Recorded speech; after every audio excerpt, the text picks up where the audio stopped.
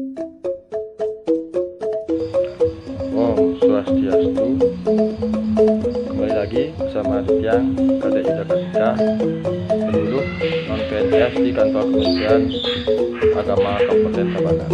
Pada kesempatan hari ini, dia akan menyampaikan sebuah ulasan tentang pengertian catur prusada.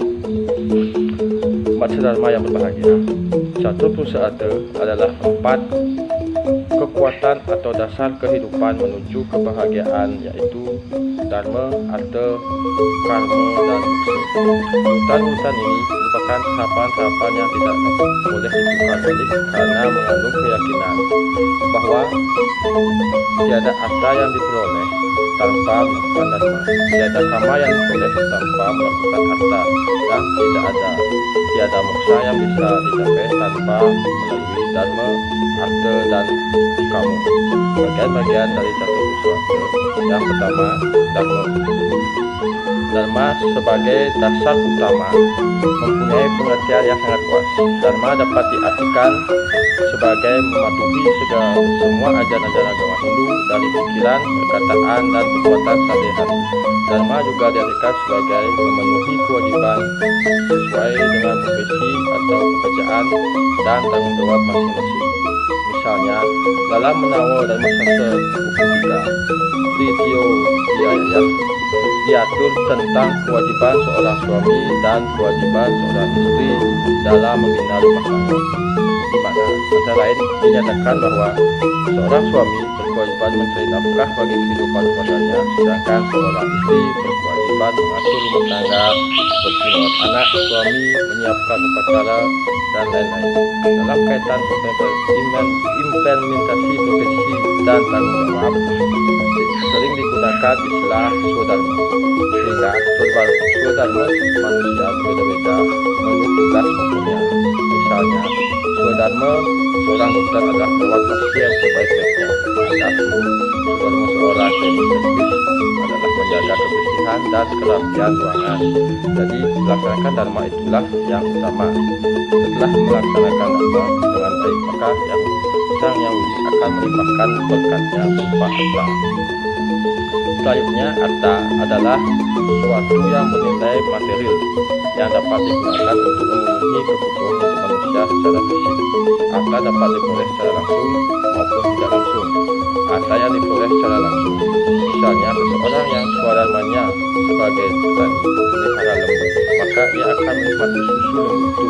Artha yang diperoleh secara tidak langsung, misalnya seorang ayah yang tekun mendidik anaknya sejak kecil dengan baik sehingga di kemudian hari anaknya menjadi tokoh yang kaya dan terhormat, maka anaknya dapat merawat kehidupan ayahnya di masa tua dengan baik dan berkecukupan. Artha yang cukup dapat digunakan untuk memenuhi kama. Yang ketiga adalah kama, artinya kebutuhan hidup berupa sanang, pangan, papan, perumahan, sosial, spiritual, kesehatan, dan pendidikan.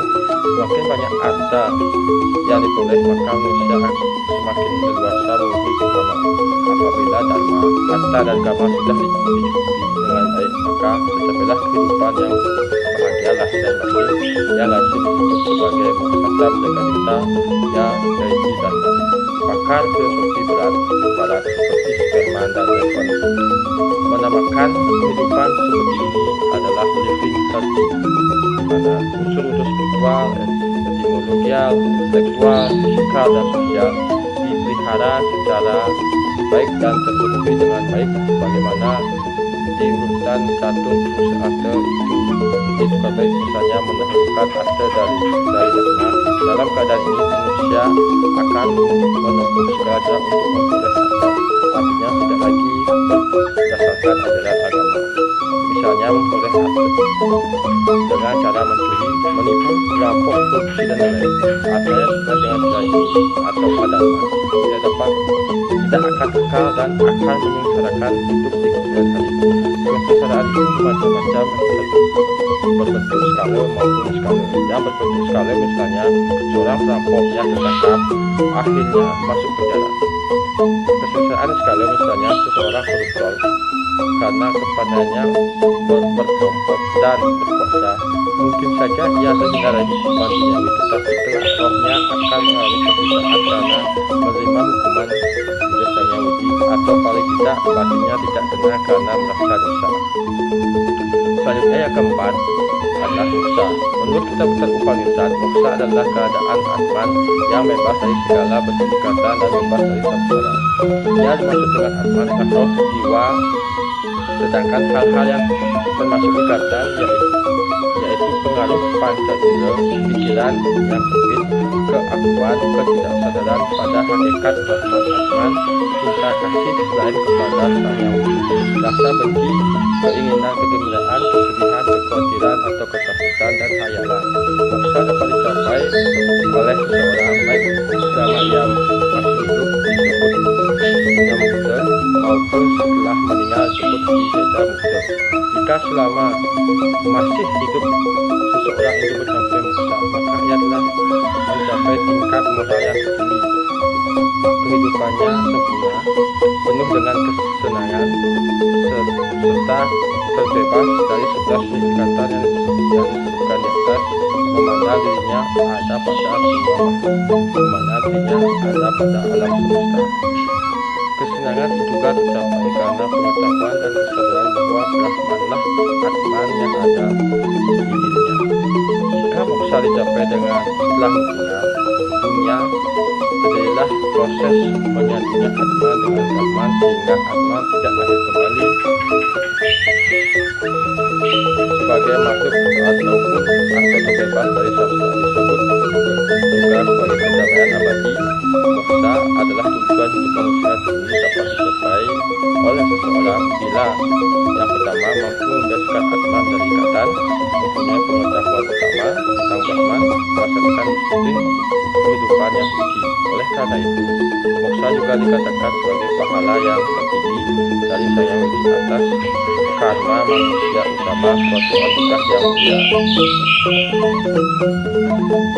Maka dengan demikian dapatnya simpulkan bahwa pesan dhamma yang ada didasarkan semoga dapat menambah pemahaman kita tentang ajaran yang telah dia sampaikan di atas. Semoga Sang Widi melimpahkan segala wajah akhir kata yang